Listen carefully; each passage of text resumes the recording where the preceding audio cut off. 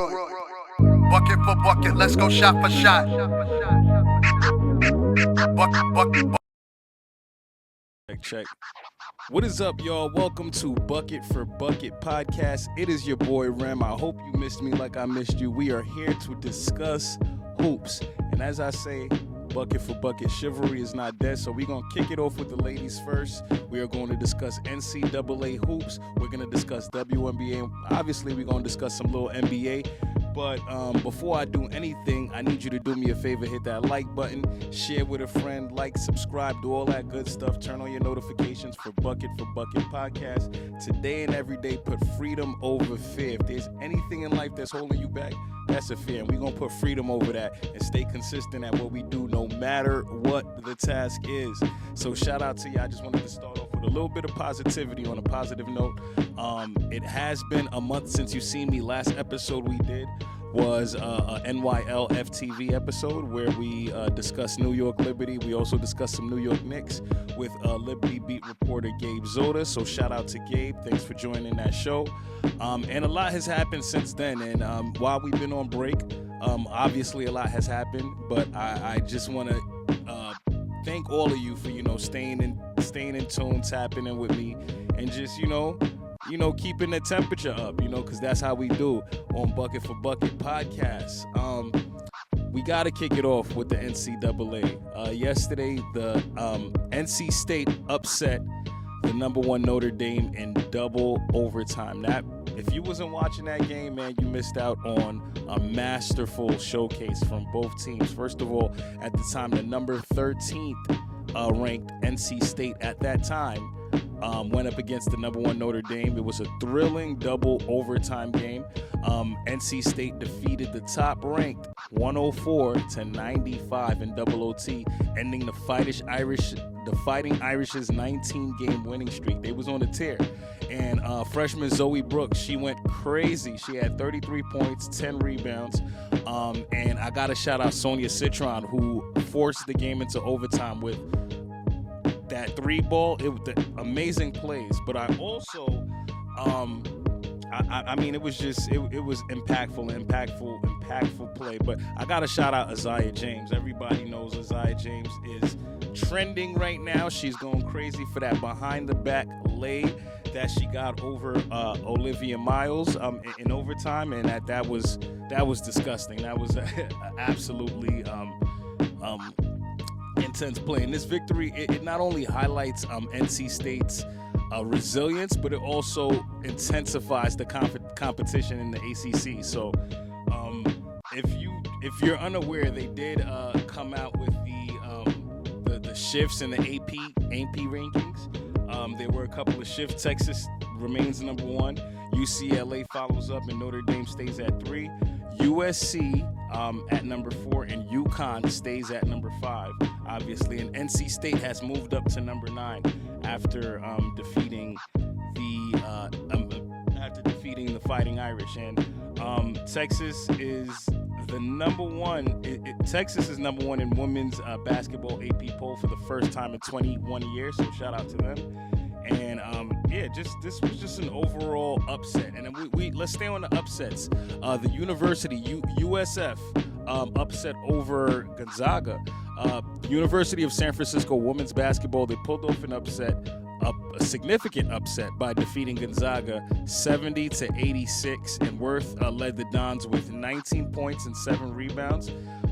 And again, that was another upset. Yesterday we was just there watching upsets happen, and a lot of people on the winning side were obviously excited, but it's just a shift going on, and that's where I bring you to those AP rankings. I know not everybody loves to see AP rankings. I'm not always a fan of the AP rankings. I always think of like, what's the criteria? What are you guys doing here? But it's they put out the rankings today, and it is what it is. It is what it is. Like I said, it's Texas, UCLA, Notre Dame, USC, and UConn round out the top 5. And then we got South Carolina at number 6, LSU at number 7, North Carolina at 8, NC State just moved up to 9, and then we got TCU at 10. Let me know your thoughts. Do you think the AP is bugging? Do you think the AP is bugging out with these rankings? Excuse me. My bad, guys. My apologies. But let me know if you think the AP is bugging out with these rankings. All right. So obviously we've seen some crazy play from the ladies in NCAA women's basketball. But I need to speak about this WNBA draft, this upcoming WNBA draft, because it seems like things are kind of shifting a little bit in terms of who's going to go number one, right? So at the start of the year, we all have Paige Beckers as our go-to as the number one pick in a lot of mock drafts. But I recently seen a lot of mock drafts switching up. Most recently, I think I seen one from the Winsider, which actually had Olivia Miles as the number one pick. And I'm here to ask you guys about the potential of Olivia Miles going number one in the 2025 WNBA draft. I mean, Olivia Miles, she's made a remarkable comeback from her knee injury in 2023. Right now, she could be a strong contender for the top pick. Like I definitely think she's very deserving of it. Right now, she's averaging 16.6 points per game, 6.1 rebounds, 6.2 assists, and she shoots 52% from the field. She's also playing with another dynamic guard in Hannah Hidalgo, and obviously Notre Dame. We know the deal with Notre Dame. Notre Dame is definitely one of them teams this year, a top 3 team in the rankings, as you see. So, does Olivia Miles deserve to be in that number one spot? And she has all the attributes. She has everything in her game. She's also a two-way player. She's solid. She's solid backcourt player on both sides of the ball. But then we have to think about Paige Beckers. Paige Beckers, who is averaging 18.7 points per game, 4.4 rebounds, 4.8 assists, and she's shooting 53% from the field. And a lot of people are saying this year's draft is a deep draft. I know a lot of people are saying this year's draft is a deep draft. So I posed the question, who do you think goes number one? Dallas Wings do own the number one pick right now.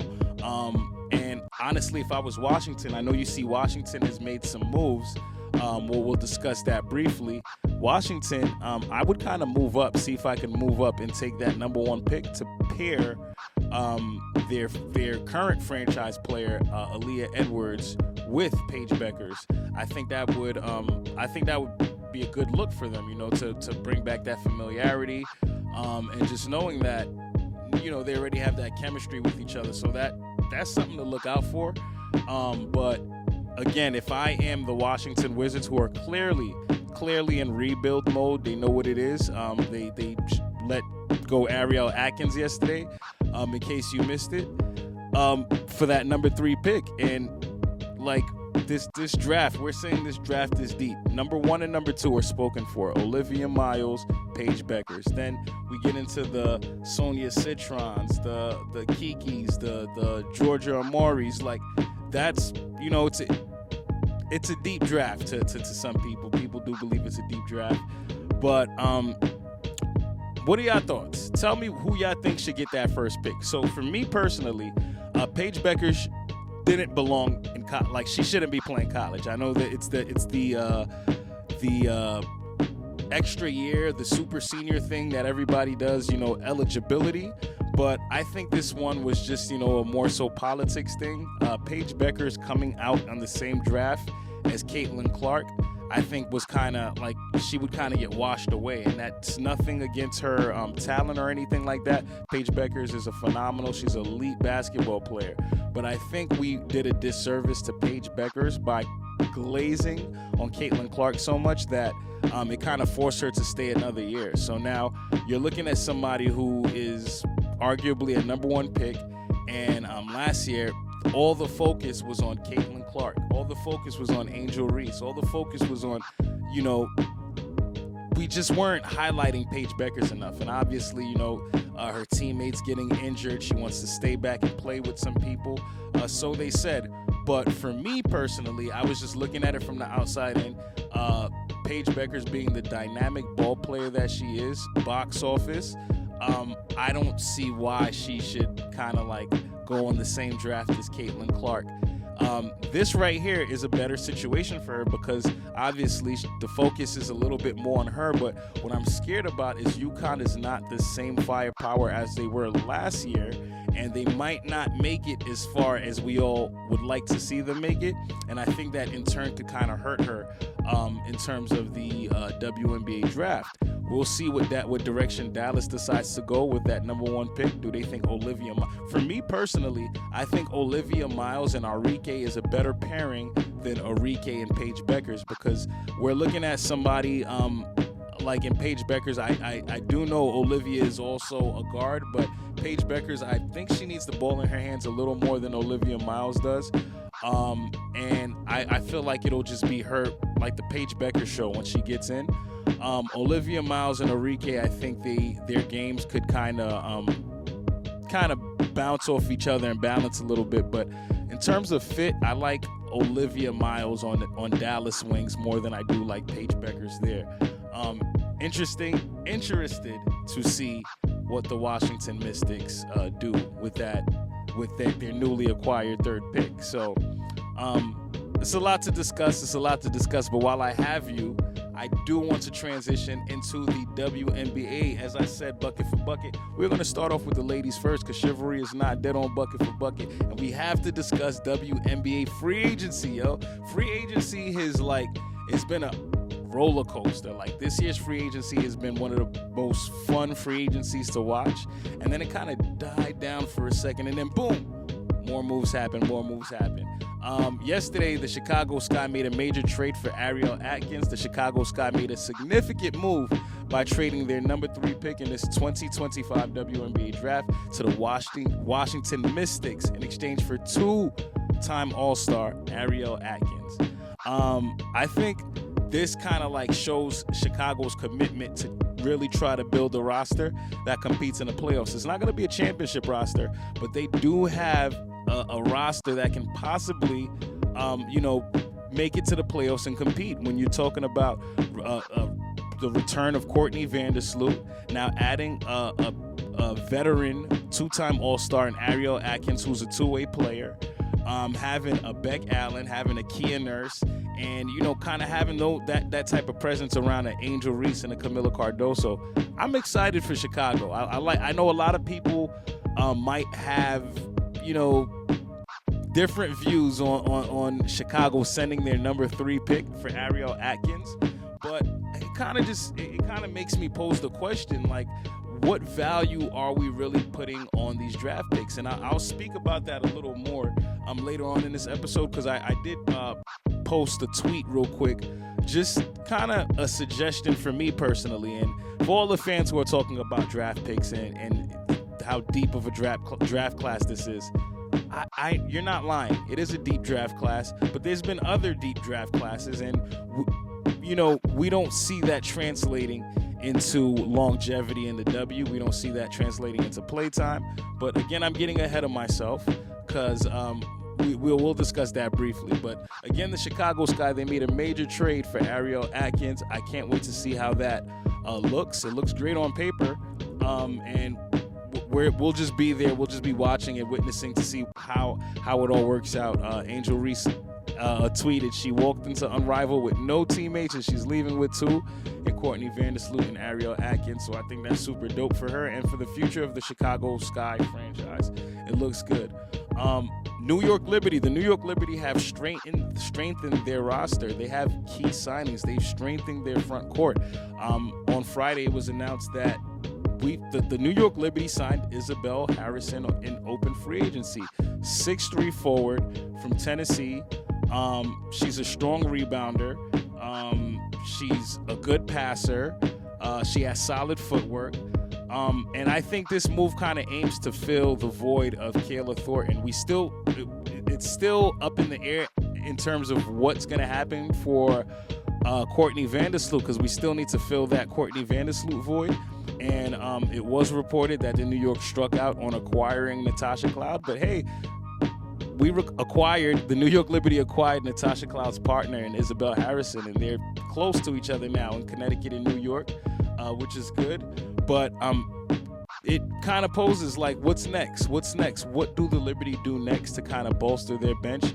and make up for the Courtney Vandersloot loss. Because at the end of the day, you're talking about a veteran point guard, consummate professional, somebody who's been there before, who's won twice, and could kind of lead the bench, lead the younger group and stuff like that. So who's going to be that guard? Who's going to be in that guard position? Obviously, Sabrina will be the dominant ball handler, the dominant ball handler, and then we'll have Kennedy Burke in there, who essentially her role is going to step up a lot. And then you look at Niara Sabat, like you look at the bigs and everything like that, but then let's talk about our guards. Our guards, Sabrina, Rebecca Gardner, Jalen Sherrod, Maureen Johannes. Like we'll see we'll see how that roster shakes up, but I still believe they still need to make another move to kind of fill in that Courtney Vandersloot void, which will be tough. But obviously they struck out on Natasha Cloud, but another name that we could definitely keep a lookout for, I think, is Brittany Sykes. Brittany Sykes, a solid guard, defensive two-way player, athletic. I think that would be a good fill-in for Courtney Vandersloot, especially after striking out on Natasha Cloud. I don't know if the New York Liberty will go knocking on Connecticut's door again, but Brittany Sykes, I think that's a name that we can definitely keep a lookout for and see what the New York Liberty decide to do with that number 7 pick. If they decide to keep it, or if they decide to add another veteran to kind of bolster that backcourt. So that's just something that I would say to keep in mind. I like the moves. I actually love this move. I think Izzy Harrison is a underrated big. You can also check out, prior to this video, I did do a bucket for bucket breakdown on Izzy Harrison's game. I also got a story on NYLFTV.com, so check that out as soon as possible if you want to see what's up. But yeah, Izzy's game is polished. She's a polished veteran. She's been in this league for 7 years. If you want to see what Izzy's doing right now, you can tap into Athletes Unlimited. She's been playing in Athletes Unlimited, I believe, for the past 4 years. It's convenient because she's from Tennessee. She's from that area. So, and she's been doing amazing work. Week 3, she was named one of the team captains. Unfortunately, it ended in an 0-3 week. For the second time of her AU career. But like I said, Izzy Harrison is real deal. She's a two-way player, solid footwork, solid defender, and we need some of that. We need that on this team. So welcome, Izzy. We cannot wait to see you in Seafoam, and looking forward to seeing you hoop. Yeah, that's what it is. And like I said about the free agency movements, there's a lot that's just been happening, a lot of movements that's been going on in the WNBA. There is one move that I do want to discuss because I haven't gotten a chance to discuss this in detail, but it's the Marina Mabrey trade request. And here's my thoughts on this, guys. I'm not a fan of what's been going on, what's been transpiring in terms of the Marina Mabrey request, because you did see the statement from her agent, and it kind of tries to use the state of women empowerment and all of these different things to kind of free his player from her contract. But for those that don't know, this will be Marina Mabrey's 3rd trade request. And I'm not saying you can't request a trade, but at the same time, there's also contracts. She has a pretty bulky contract. She's one of the top paid players in the W.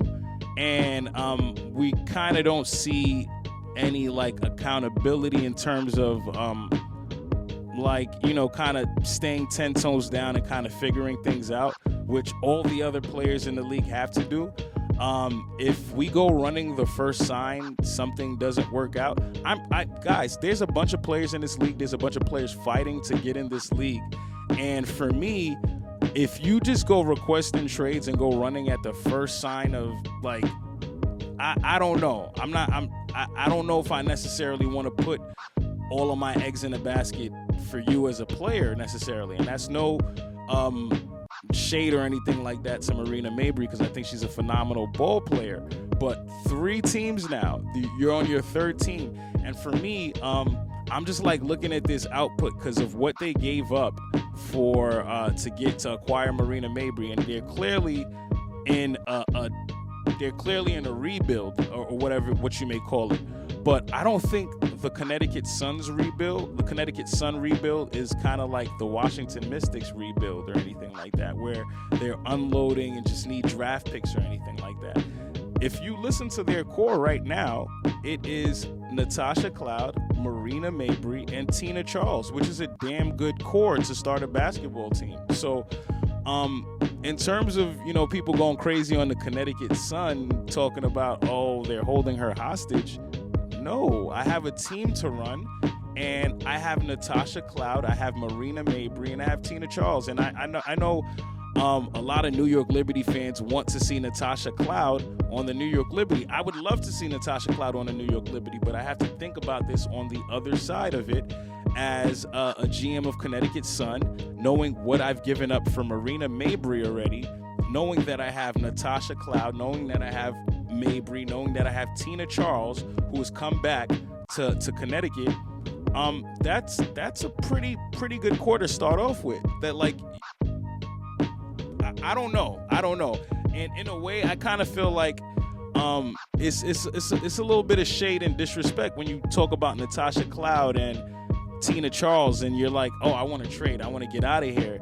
And it's like, do you not feel that they are enough to kind of like get something going? And mind you, this puts Marina in a position for more playing time to lead better. Like, you've come off of situations where it's not like you're a starter. You've been coming off of the bench most of your career, and right now you have the opportunity to be one of the go-tos, to kind of like be that person, to be to be it. And from what I see is kind of, I just see somebody kind of like running from that moment, running from that. I don't know what it is about Connecticut. I don't know what it is about their facilities. I hear a lot of people talking craziness, but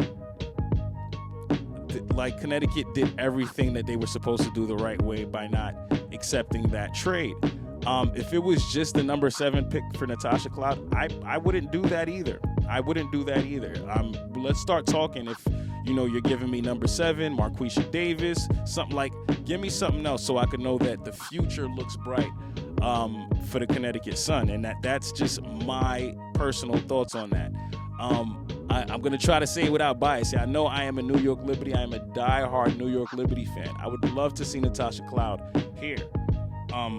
But again, I think the Sun did the right thing in terms of for themselves, selfishly for themselves. Marina, play your contract out, girl. Stop playing games.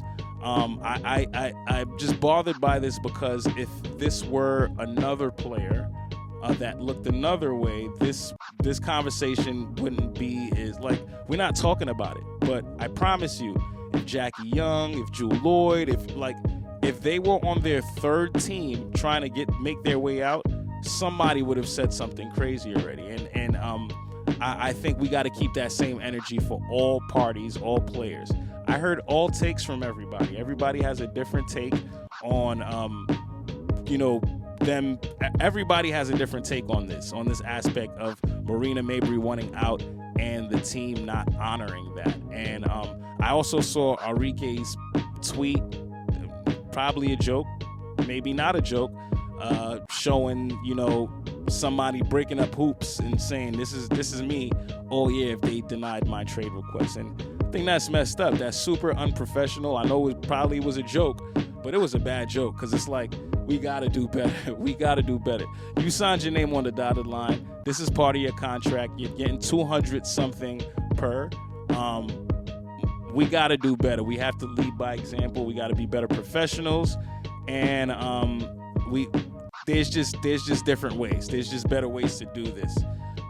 And I would just love to see how this all plays out, how this all pans out.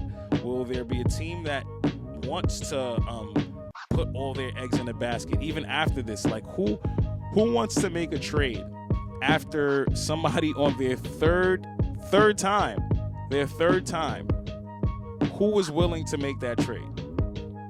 I'm curious. I'm super curious as to who is willing to make a trade, knowing the information that they know about this. Like, why would you do this? Why would you do this? Why would you commit and get rid of assets for somebody who might be on their way out once things just get a little bit like once a trade happens, once this person leaves, once that person leaves? We don't know. So for me, it's not trusting. I'm gonna need to see Double M be a little bit more trustworthy before we can start on these ongoing trade requests. I think it's crazy to me, but that's just my thoughts. Again, no beef, no shade, or nothing to nobody. But yeah, I need to figure this out. Expansion. As you know, Cleveland, the Cleveland Rockers are back. Congratulations to them. I want to shout out to the Cleveland Rockers and everybody. The league announced that its 16th team will be based in Cleveland, and we are reviving the Cleveland Rockers, and they will be here in 2028, which is cool, dope. Congratulations. But is the NBA, like WNBA, starting to like expand too fast? Like everybody's getting in. So I see there's efforts to bring a WNBA team to Boston. Former NBA star Michael Carter-Williams, alongside Donnie Wahlberg, leading an initiative to establish a WNBA team in Boston. Ain't never seen none of them guys at a WNBA game, by the way. But they're trying to bring another team to Boston by 2028. And for me, I think this is one of the dumbest things ever, because you could just holler at Connecticut. Connecticut had a game in Boston. Figure out expansion through just like relocation, like not trying to add another team. And I feel like all of these men are getting involved into the women's sports thing, and all of these investors are getting involved because they believe it to be like, they believe that something big is going to happen. But I don't think they're prepared for how drastic things are changing. Like, you know, the league has already had 16 teams before. It's had 18. I forgot how many teams it had, but it's been there before. And it wasn't. It was gone. It was gone. Like, people weren't making money. There's a lot of different things. So to those Cleveland Rockers, to those Bostons, and everybody who's trying to jump in and get in on this bandwagon of women's basketball, all of these people who are investors, who you don't see them speak about the WNBA, you don't see them at games or anything like that. They're just looking at this as a money grab. This is an investment for some. You think about how much was it to bring Golden State? Then you think about how much, I think the Cleveland Rockers was $250 million. Really? There's a lot of these teams are putting themselves up for, I think, certain debts and certain things that they just cannot handle. I don't think they're ready to handle this. And we're just looking at expansion from an aspect of, I just see a bunch of people seeing an opportunity, a bunch of people who don't really care about women's sports, care about women's basketball. They're just getting in and they see money grabs. They see that this is getting popular and they're just trying to get in here. So my advice to that is, unless you like really care, unless you're really invested in terms of like, you know, you want to watch the players' growth, want to watch the league's growth and everything like that, that's when I think you should jump in. But if you're not about any of that, then I don't think you should be putting up bids to do anything for these WNBA teams or anything like that. Because it's weird to me. I was shocked to see that Cleveland got awarded. I know the Cleveland Rockers were there. I don't know how big Cleveland women basketball space is, but I was shocked to see the Cleveland Rockers get something before Tennessee, before Candace Parker's group, who's trying to get the Tennessee Summit. Tennessee is a really good place for women's basketball. As you know, Athletes Unlimited is in Tennessee right now. Their viewership has gone up like 192% over last year. And you know, you're talking about Pat Summit, something like that. The story behind that's something that needs to get approved like right away. That should have been approved right away before you even seen anything about Cleveland Rockers or about Michael Carter-Williams and Donnie Wahlberg trying to get something in Boston. Tennessee Summit should have already been a franchise. All right, we should already know what color uniform they'd be wearing, where it's going to be look like. That should have been that's an open and shut case right there. So the Tennessee Summit is something that should happen. And I think the expansion is happening a little bit fast. But we'll see if the WNBA is able to keep up with all of these expansion efforts and what these teams are doing and what these new investors are doing. I know you see the Unrivaled League, how successful it was that first time around. It's still going on right now. Playoffs are going to start soon.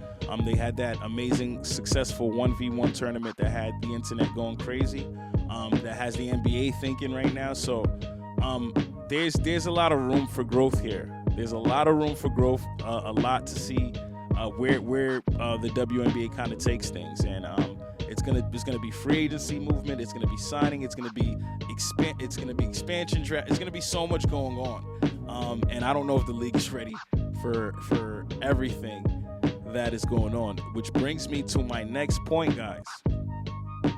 Draft eligibility. Does the WNBA need to change the draft eligibility rules?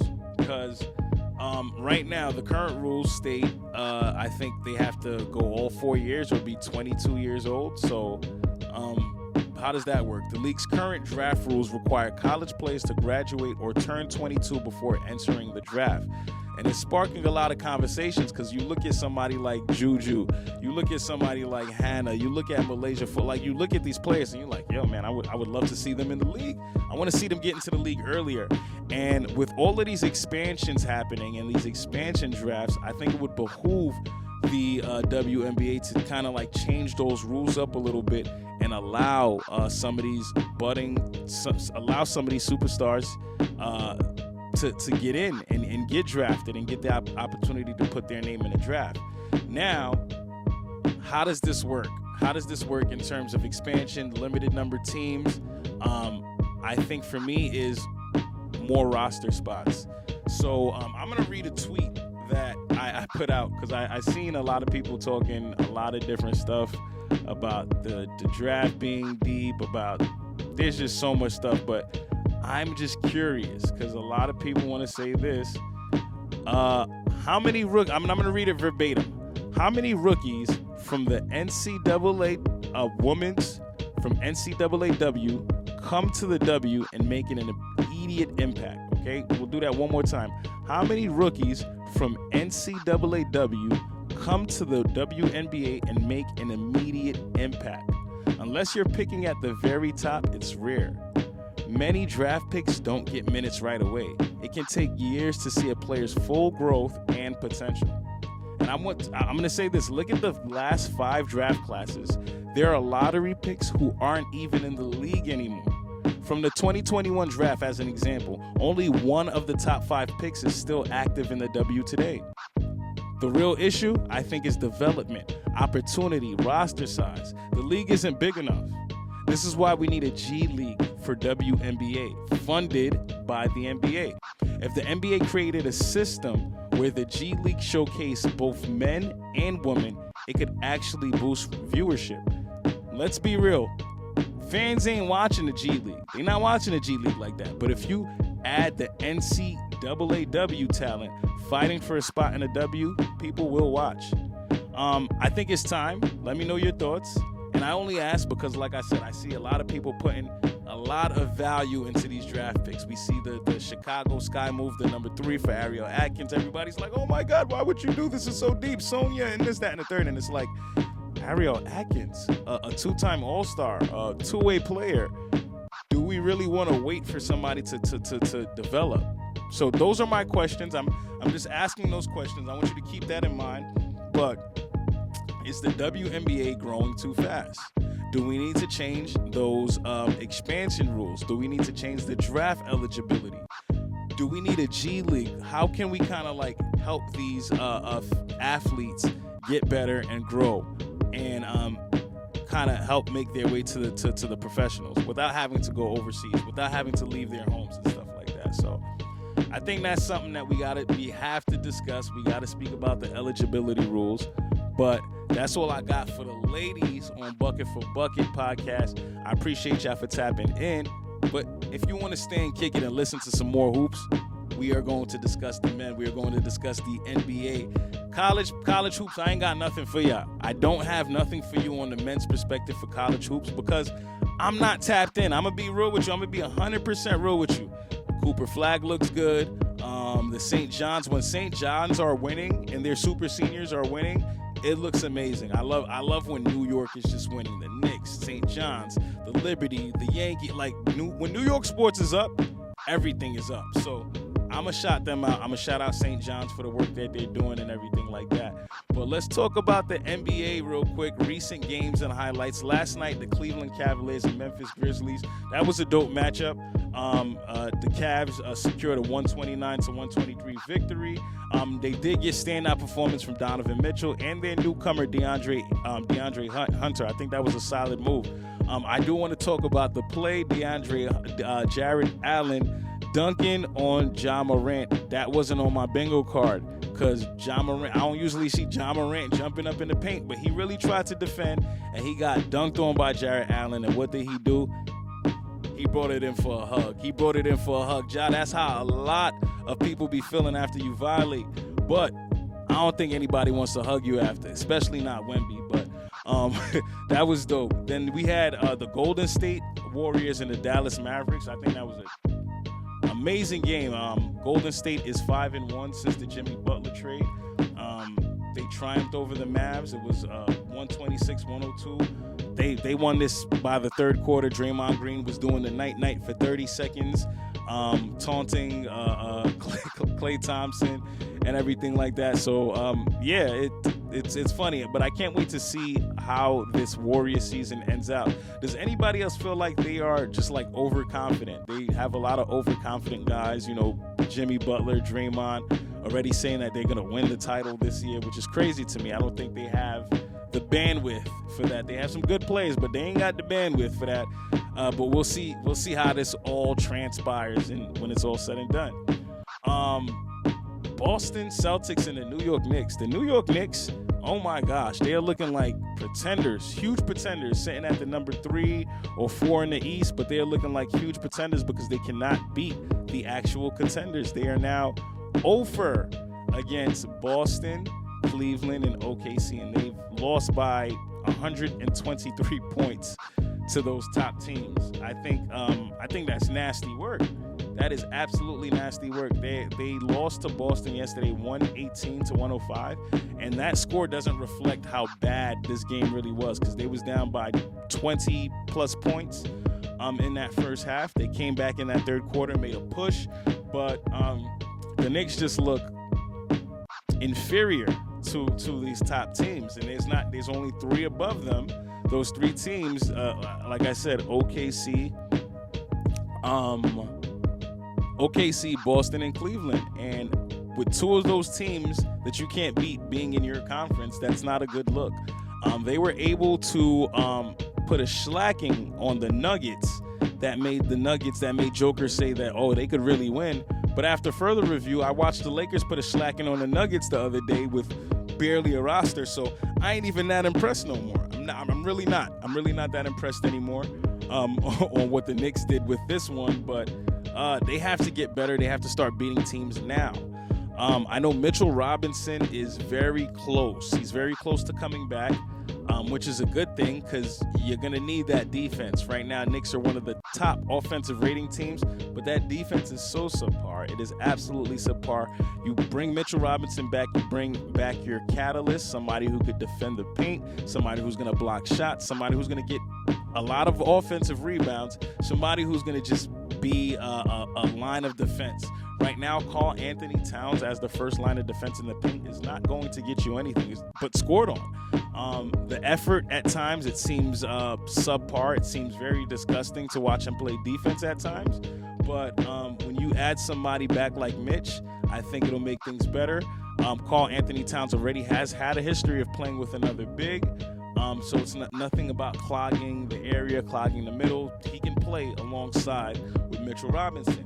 It's going to take a sacrifice from either Mikal Bridges or Josh Hart or OG Anunoby to decide who is going to be that player to come off the bench and lead the guys on the bench. And they need to do that now. They need to get that together and figure this out ASAP. I feel like there's too many redundant positions in terms of the Knicks starting lineup right now. Once you have Josh Hart, Mikal Bridges, and OG Anunoby, three at times very indecisive basketball players. Mikal Bridges isn't somebody who's as aggressive as he needs to be at all times on offense.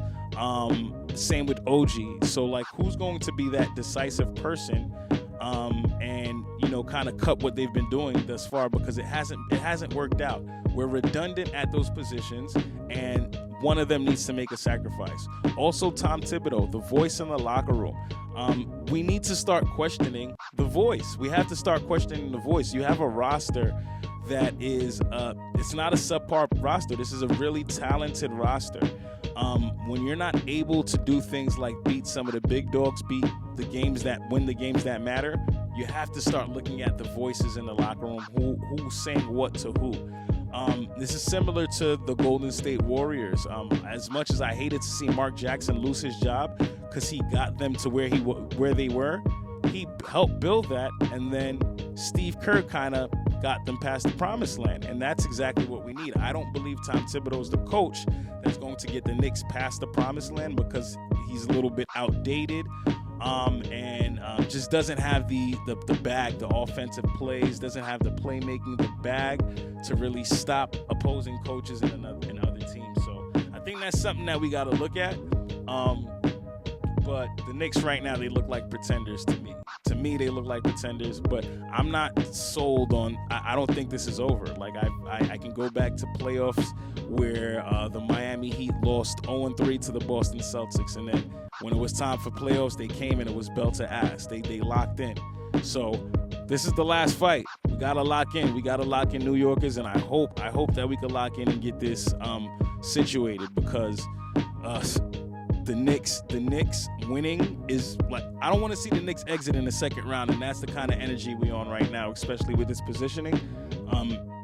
We would see Boston in that second round, and that's not something that we want, right? So it's going to be interesting to see how the team kind of plays things out, and we'll see what it is this upcoming playoffs. As of today, let's check out the Knicks record. Right now, we are currently on a 2-game losing streak. But let's check out these NBA standings real quick.